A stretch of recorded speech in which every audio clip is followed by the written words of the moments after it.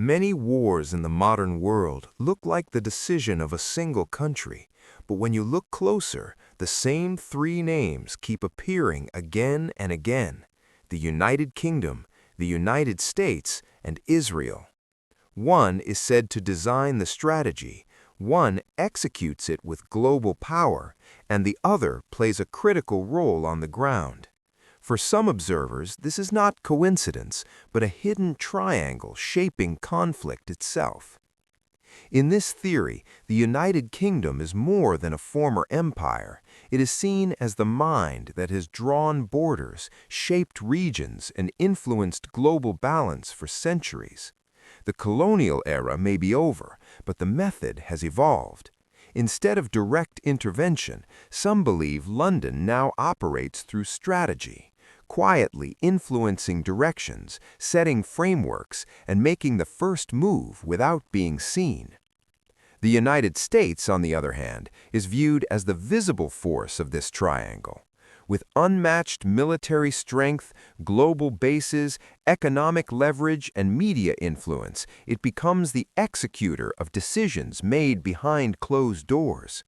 According to this perspective, even if the plan is written elsewhere, it is often American power that delivers it to the world. Israel in this equation is not seen as just a regional ally. Instead, it is often described as a highly strategic actor positioned at the center of Middle Eastern tensions. With advanced intelligence capabilities and rapid response operations, its actions can shift the balance instantly. Some argue that what happens on this front doesn't stay regional, it triggers reactions far beyond its borders. From Iraq to Syria, from Gaza to regional energy routes, a pattern is often claimed by those who follow this theory. First, a threat narrative grows. Then, diplomatic pressure builds. Military preparations follow. And finally, the world watches a conflict unfold, one that, to some, feels like it was written long before it began. Supporters of this perspective believe wars are not driven only by security concerns. Energy routes, oil reserves, trade corridors, and geopolitical influence are just as critical.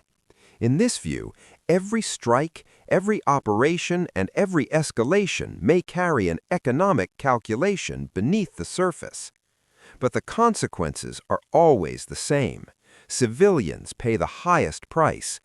What begins as strategy on a map turns into destroyed homes, broken families, and generations shaped by fear. For those living through it, these are not theories or strategies, they are realities. Critics also point to the role of media. Before conflicts even begin, narratives are built. Certain words are repeated, certain images are amplified, others disappear. Public perception is shaped long before the first move is made. In this sense, the first battlefield may not be physical, but psychological. So the question remains, are these events truly spontaneous, or are they part of a deeper structure where strategy, power, and regional influence intersect?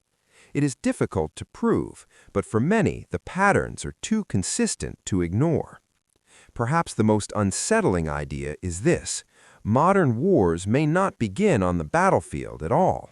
They begin in meeting rooms, in economic decisions, in intelligence reports, and in silent agreements. And if that is true, then what we see is only the final act of a much larger design, one that remains mostly hidden from the world.